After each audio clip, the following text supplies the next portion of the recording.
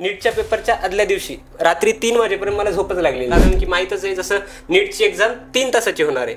तर मग मी ठरवलंच होतं की 3 तास लगातार बसण्याची कॅपॅसिटी माझी असते. तेवढ्या याच्यात माझं बायो आणि केमिस्ट्री तर चांगलं गेलं, पण फिजिक्सचा पेपर येईपर्यंत मला झालेली होती पूर्ण ऍसिडिटी, माझं दुखत होतं. डिस्ट्रॅक्ट होत नव्हता का ट्युशन एरियामध्ये एवढ्या साऱ्या मुलींना बघून? हे खूप चांगलं. मी जेव्हा ट्युशन एरियात होतो तेव्हा माझ्याकडं घरच्यांनी मला नोकियाचा एक जे मॅन्युअल फोन असतो, खटक्याचा फोन, ते फोन दिला. हाऊ टू क्रॅक नीट.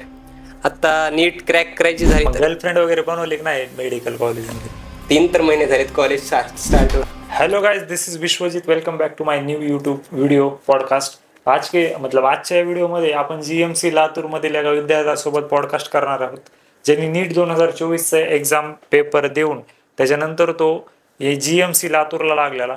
तर स्वागत आहे तुझं माझ्या चॅनलवरती. धन्यवाद. इंट्रोडक्शन, तुझं नाव काय?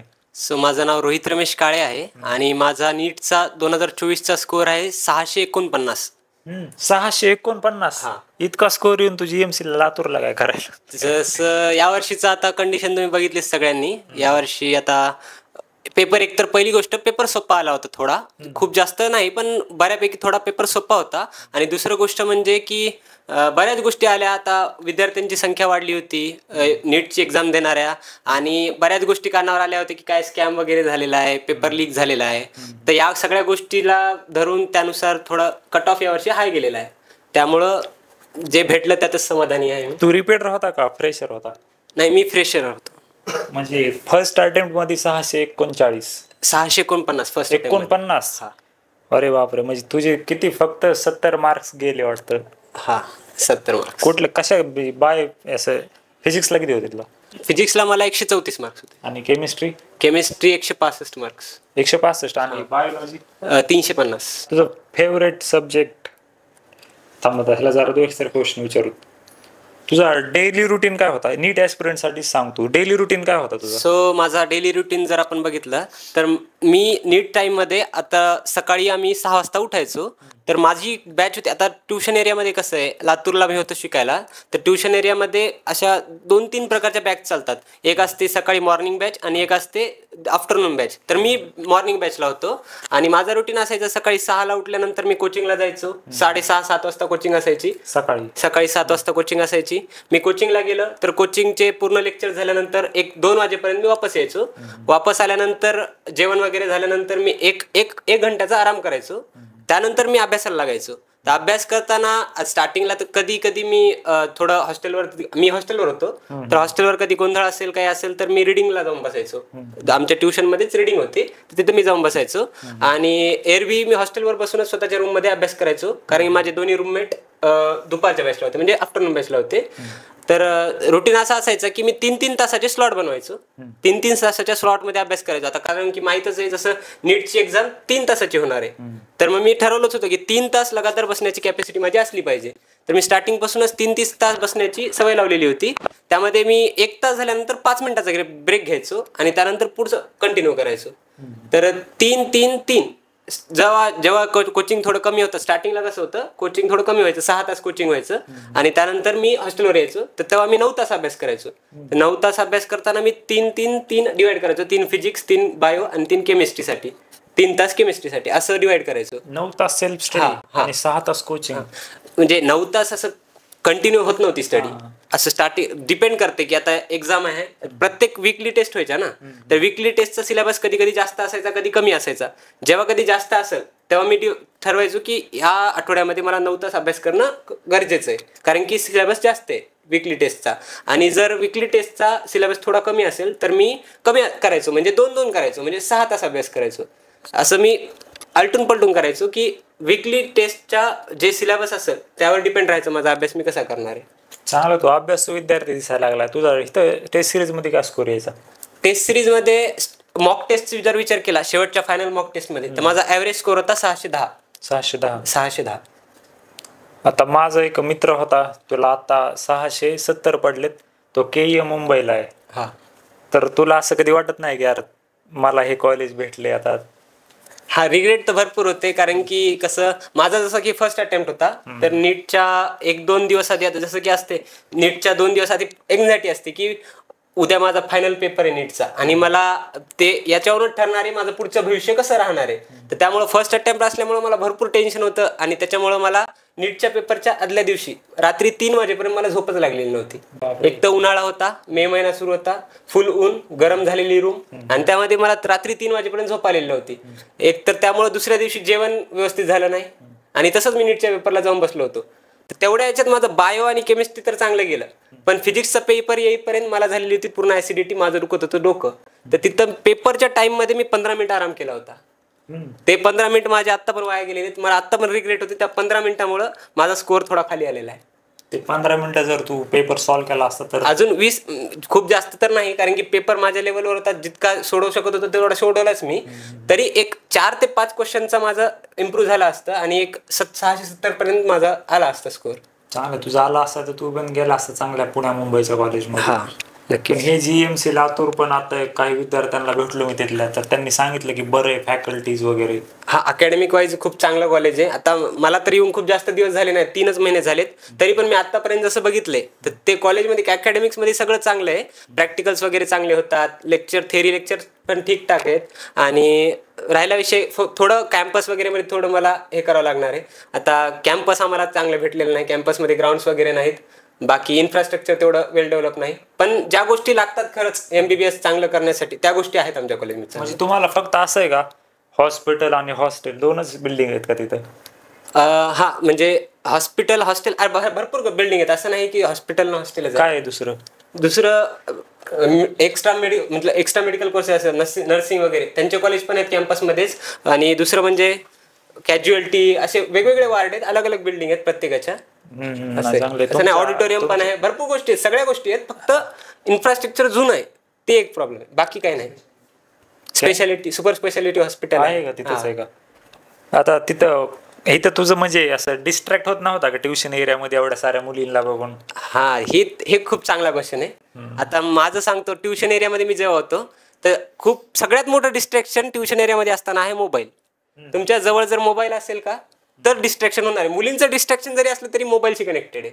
तुम्ही कॉन्टॅक्ट कुठून करणार आहे, सगळं मोबाईलवरून होणार आहे. तर मी जेव्हा ट्युशन एरियात होतो तेव्हा माझ्याकडं घरच्यांनी मला नोकियाचा एक जे मॅन्युअल फोन असतोय, खटक्याचा फोन, ते फोन दिलेला होता मला.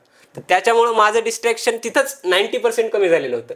राहिला विषय त्या राहिलेल्या 10%चा, तर ते क्लासेसमुळे माझ्या कमी झालेलं होतं. क्लासेसमध्ये आम्हाला टीचर्स एवढे चांगले मिळाले होते, प्रत्येक टीचर अभ्यासाच्या बाबतीत एवढ्या चांगल्या गोष्टी सांगायचा की आम्हाला बाकी गोष्टींसाठी वेळच नाही भेटायचा.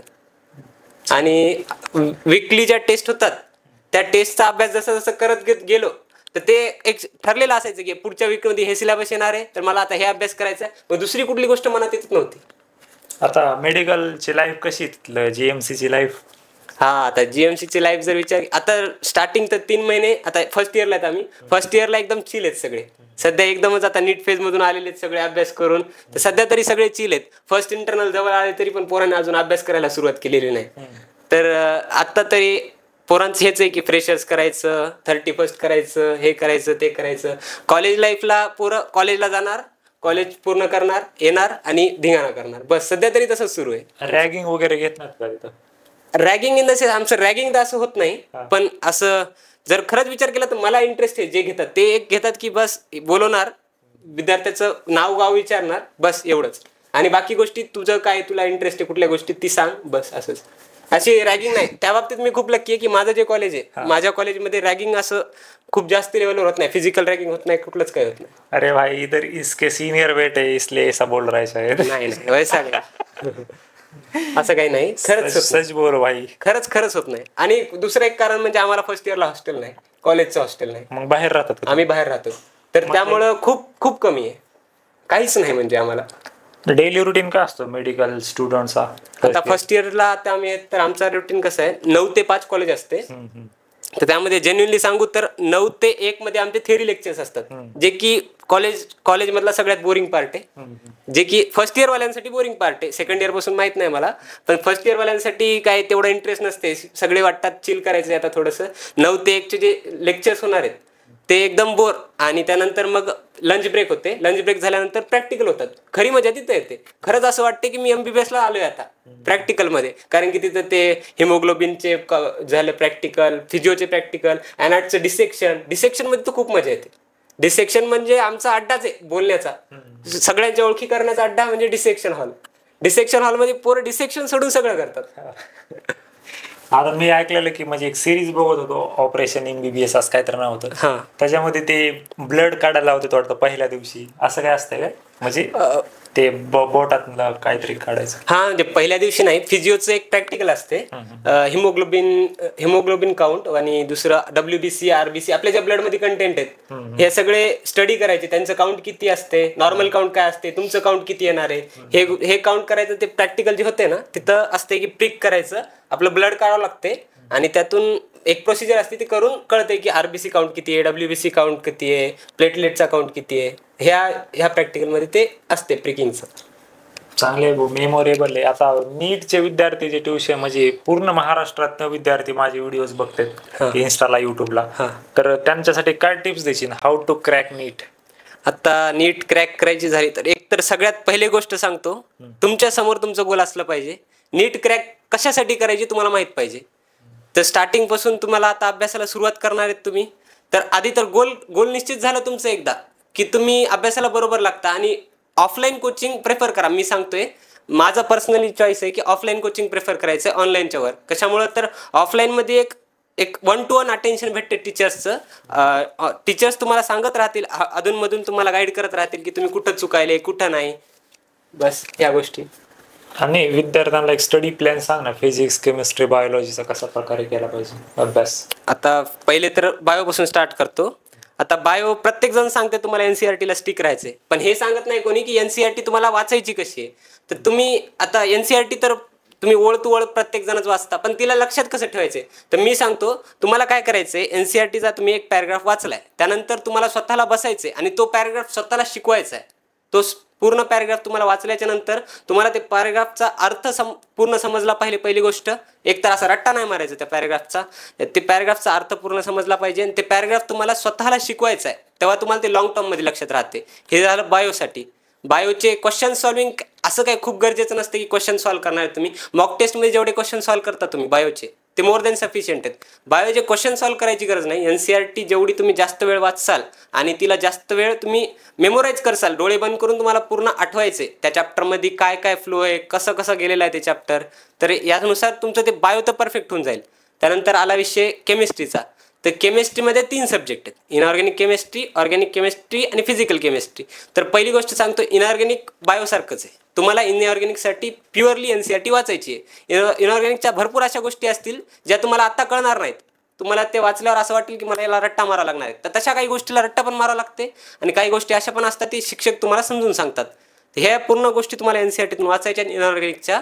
आणि नंतर ऑर्गॅनिकचा जर विषय केला तर आम्हाला टीचर्सने जसं सांगितलंय की लास्टच्या 5 वर्षाचा जर फ्लो पाहिला आपण, तर ऑर्गॅनिक केमिस्ट्रीचे पण क्वेश्चन प्युअरली NCERTतून येत आहेत. तुम्हाला ऑर्गॅनिक केमिस्ट्रीची पण NCERT वाचायची आहे. आणि फिजिकलसाठी तुम्हाला फिजिकलचे शॉर्ट नोट्स बनवायचे आहेत. तुम्हाला शॉर्ट नोट्समध्ये तुम्हाला फिजिकलचे पूर्ण फॉर्म्युलेस तुम्हाला लिहिलेले असले पाहिजे आणि ते फॉर्म्युले जेवढे जास्त वेळ रिवाईज करसाल आणि त्याच्यावरचे अवलंबून असलेले क्वेश्चन तुम्ही बुकलेट, तुमचं क्लासेसचं बुकलेट असेल किंवा तुम्ही जे एखादं बुक प्रेफर करत असाल तर त्या बुक आणि ते बुकलेट जे काय असेल ते वापरत असाल, त्यातले पूर्ण क्वेश्चन रिपीटेडली सॉल्व्ह करायचे. आणि ट्राय करा की जितके जास्त क्वेश्चन सॉल्व्ह करतात असं नका करू खूप जास्त क्वेश्चन सॉल्व्ह करायला अलग अलग प्रकारचे, असं नाही. तुम्ही जर काही टाईपचे क्वेश्चन, तुम्ही सगळ्या टाईपचे एक क्वेश्चन सॉल्व्ह केले, ते क्वेश्चन जर रिपीटेडली सॉल्व्ह करसाल तर तुम्हाला ते बेटर राहील. आणि नंतर पुढचा विषय याचा फिजिक्सचा. तर फिजिक्समध्ये मी सांगाल की क्वांटिटीपेक्षा क्वालिटी गरजेची आहे. तुम्ही क्वेश्चन सॉल्विंग करणार आहे फिजिक्सचे, बरोबर आहे, तर क्वेश्चन सॉल्विंग करताना असं नका करू की मी आज बसून 1000 क्वेश्चन सॉल्व्ह करणार आहे, 2000 मी एवढ्या वर्षात सॉल्व्ह करणार आहे, असं नका करू.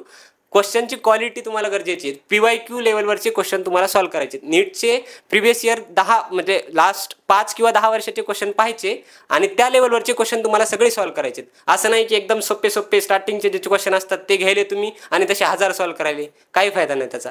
तुम्हाला क्वालिटी क्वेश्चन सॉल्व्ह करायचे फिजिक्सचे. आणि फिजिक्सचे फॉर्म्युला जेवढे जास्त रिवाईज करतात तेवढं चांगलं आहे. आपली नीट क्वेश्चन, आता नीटचं तुम्हाला सांगतोय, नीटचे फिजिक्सचे पेपर खूप अवघड येत नाहीत, खूप सोपा असते नीटचा फिजिक्सचा पेपर. असं नाही की तुम्हाला JEE लेवलचे क्वेश्चन येतील फिजिक्सचे. फिजिक्स खूप सोपं येते नीटचं, म्हणून ट्राय करा की फिजिक्सचे फॉर्म्युलाज पूर्ण रट्टा असले पाहिजे, तुम्हाला रटलेले असले पाहिजे पूर्ण फॉर्म्युलाज. तुम क्या मतलब तू का असं स्टिकी नोट्स वगैरे काय यूज करायचा का? स्टिकी नोट्स वगैरे notes हा असं का? ट्राय करायचो, म्हणजे मी यूज करायचो. शॉर्ट नोट्स ज्या होत्या माझ्या ते मी पूर्ण भिंतीला चिटकवलेल्या होत्या. खास करून फिजिक्सच्या मी शॉर्ट नोट्स पूर्ण भिंतीला चिटकवलेल्या होत्या आणि मी त्यातून फॉर्म्युला रिवाइज करत राहायचो.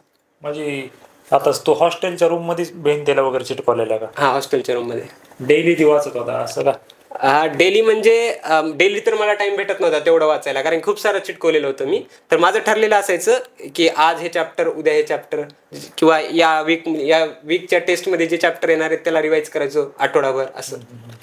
अजून सांग तुझ्या मेमोरीज कॉलेजच्या वगैरे जरा.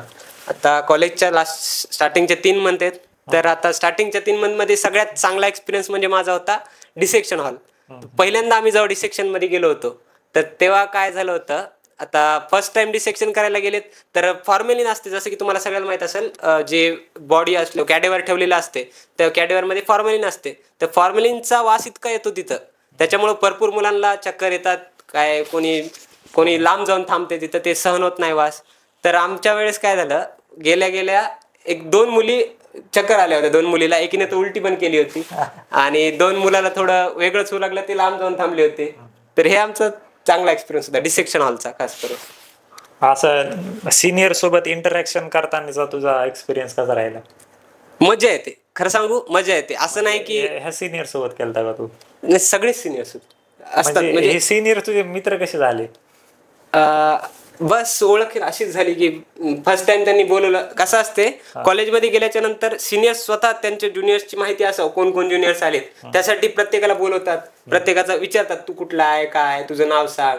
ते त्याच्यातून ओळख व्हायला सुरुवात होती. पुन्हा मग सपोज एका गावचे आले 2 सिनियर, म्हणजे सिनियर आपल्या गावचा असला, आपण त्याच्याच गावचे असलो, तशी ओळख वाढते. किंवा दुसरी गोष्ट, दोघांना सेम गोष्टीत इंटरेस्ट असला, त्यांना क्रिकेट आवडते, मलाही क्रिकेट आवडते, तर अशी ओळख वाढते. म्हणजे कॅटेगरी पडतात ओळखीच्या. Common interest. मग गर्लफ्रेंड वगैरे बनवली की नाही मेडिकल कॉलेजमध्ये? 3 तर महिने झालेत कॉलेज स्टार्ट होऊन अजून 3 महिने? तो तर म्हणतो मी गेले 3 महिन्यात नाही का? मग आता मग ते सिनियर्स, आता तुझ्या सिनियर्सला विचारलं, ते म्हणले आता ज्युनियर्सचे 2024 ची जी बॅच आहे त्याच्यात आम्ही अभी हम देख रहे, रिसर्च कर रहे. तर तुमच्या असं असतं का फर्स्ट इयरच्या मुली भाव देत नाहीत? नाही, तसं काही नसते. मी ऐकलेलं कुठं रील आलती. काही कॉलेजला आहे तसं, पण आमच्या कॉलेजला नाही. आमच्या कॉलेजला भरपूर फ्री आहे, आम्हाला काही पण करू शकतो. भाव म्हणजे आता ज्युनियरला सिनियर मुलं आवडतात असं ऐकलंय मी. ज्युनियरला सिनियर मुली आवडतात? ज्युनियर मुलीला सिनियर मुलं आवडतात. हा, असू शकते, काय ते त्यातली आयडिया नाही. तुझ्या कॉलेजमध्ये मैत्रीण वगैरे बनवले असतील तू? हा, मैत्रीण तर झाल्याच. चांगली गोष्ट आहे. अजून काय विचारायचं? हा, ते रेटिंग तुझ्या कॉलेजला काय देशील तू? म्हणजे कॉलेजची रेटिंग इन्फ्रास्ट्रक्चरला 10 पैकी किती देशील? इन्फ्रास्ट्रक्चरला 6 आउट ऑफ 10. आणि फॅकल्टीला? 9 आउट ऑफ 10. आणि ह्याला काय होतं, पेशंट फ्लो 10 आउट ऑफ 10. खूप जास्त पेशंट फ्लो आहे. म्हणजे पेशंट तुम्हाला फ्री मध्ये? लातूर डिस्ट्रिक्ट खूप मोठा असल्यामुळं आणि हॉस्पिटल चांगली आहे इथलं, म्हणजे सगळंच चांगलं आहे, त्यामुळं आहे पेशंट फ्लो चांगला. खूप जास्त. म्हणजे पेशंटला तुम्ही फ्री मध्ये देतात का पैसे घ्यायला लागतात त्यांच्याकडून? म्हणजे पेशंटला 20 रुपये पर पेशंट? अच्छा. म्हणजे कोणाला पैसे? हॉस्पिटलला देतात का पैसे ते? हा, हॉस्पिटल. मग तुमचं फ्री मध्येच हे करतात का तुम्ही? आमचं फ्री मध्ये असते. हा, फ्रेंडशिप बद्दल जरा सांग मत तुझं काय. आता स्टार्टिंगला तर आम्हाला सिनियर्सनं जसं सांगितलं होतं त्यानुसार, म्हणजे स्टार्टिंगला आता सगळे MBBS ला जायच्या आधी प्रत्येक जण युट्यूबला पहिली गोष्ट सर्च करते, what to do in first year MBBS. प्रत्येक जण सर्च करते. तर मी पण सर्च केलं होतं ते. तर खूप जणांकडून असं ऐकण्यात आलं की फर्स्ट इयरला गेल्यावर स्टार्टिंगला असं करू नका की एखाद्या मित्रासोबत, एखाद्या मैत्रिणीसोबत नवीन झालेल्या तुम्ही ओव्हर शेअर करायले, म्हणजे तुमची पूर्ण गोष्टी सांगून द्यायले, असं करू नका म्हणून खूप ऐकलं होतं मी. आणि ते आता अनुभवायला भेटायले. कसं होते, तर काही जण असतात की स्टार्टिंगला हे तुमचा मित्र होते काही दिवस, नंतर मग याच्यासोबत तुमचं पटायला लागत नाही, तुमचं दुसऱ्यासोबत पटायला लागते. आणि असे पण काही जण भेटतात जे की कॉलेजमध्ये आलेच असतात पोरी पटवायला, बस पूर्णपणे पोरी पटवायला आलेले असतात ते. म्हणजे एखाद्या मुलीसाठी तुम्हाला म्हणजे कधी पण टीच करून जातील ते मुलं. असे पण काही जण भेटतात. काही जण असे पण भेटतात की ते पूर्ण अभ्यासाला, ते फक्त अभ्यास करणार दिवस रात्र. त्याला MBBS म्हणजे असं त्यांचं ड्रीम आहे, असं पूर्ण MBBS साठीच करायचे जे काय करायचे. असे काही आहेत, पुन्हा काही असे पण आहेत की ज्यांना फक्त एक्स्ट्रा करिक्युलम, ते MBBS ला आलेत फक्त फ्रीची लाईफ जगण्यासाठी, कॉलेज बुडवायचं आणि फिरायचं. ते फुल फिरतात, इकडं जाय तिकडं जाय. फर्स्ट इयर वाले पण फर्स्ट इयर मध्येच करतात सगळं. सेकंड इयर पासून टाइम भेटत नाही जास्त करून. नाही, चांगली गोष्ट आहे, पण असे मैत्रीमध्ये अशा गोष्टी नाही करायला पाहिजे. पण आता शेवटी पॉलिटिक्स प्रत्येक गोष्टीमध्ये येतेच. प्रत्येकालाच वाटतंय की मी लीड करावं. आता कसं आहे, प्रत्येक जणच मूवीज बघते, मूवीज मध्ये एक कॅरेक्टर असते जे की त्या कॉलेजचं लिडिंग कॅरेक्टर असते. त्या कॉलेजमध्ये तो हिरो असतो, तर पिक्चर मध्ये एवढं दाखवतात की तो त्याचं सगळं ऐकतात कॉलेजमध्ये. प्रत्येकालाच वाटते माझ्या कॉलेजमध्ये माझंच सगळ्यांनी ऐकावं. प्रत्येक जण तिथं ट्राय करायला कॉलेजमध्ये की मी लीड करावं, मी सगळ्यांना सांगावं की असं करा, असं नका करू. हो, कॉलेजमध्येच नाही, आजकाल प्रत्येक कंपनीमध्ये पण अशाच गोष्टी घडायला लागल्या. इन्स्टिट्यूट असेल, प्रत्येक व्यक्तीला वाटतं की सर्वांनी माझंच ऐकलं पाहिजे, माझ्यापेक्षा वर कोणी नाही गेलं पाहिजे. तर असं प्रत्येक सिटीमध्ये म्हणजे प्रत्येक फील्डमध्ये चाललंच राहते. तर काय ऍडवाइस देऊ इच्छितो का तू माझ्यासाठी? आता ऍडवाइस तर असं काही खास नाही, पण जे आहे ते चांगलं आहे, असंच कंटिन्यू करा. म्हणजे नवीन येणारे जे नीट ऍस्पिरंट आहेत त्यांना पण कळत राहील की काय खरंच MBBS ची लाईफ काय असते, ते पण त्यांना माहिती होईल. आणि दुसरं म्हणजे खरंच नीट प्रिपरेशन मध्ये त्यांनी काय करायला पाहिजे काय नाही, ह्या गोष्टी तुम्ही जे सांगत आहेत ते खूप चांगले, असंच चालू राहू द्या. Thank you so much. आणि तुझं पण असं बोलण्याची जी स्पीड आहे वगैरे ती चांगलं आहे. आता मी स्लो मोशन मध्ये बोलत असतो हमेशा, पण तुझं ते बोलण्याची स्पीड, ती एकदम शब्द बी असे प्रोनाऊन्स ते राईट होते. तर हे बघून भारी वाटलं. काय नाव म्हणलं तुझं? Rohit. Thank you so much. Rohit काय सरनेम काय? रोहित काळे का? Thank you so much for watching this video. Do subscribe, like, share, comment. Thank you so much.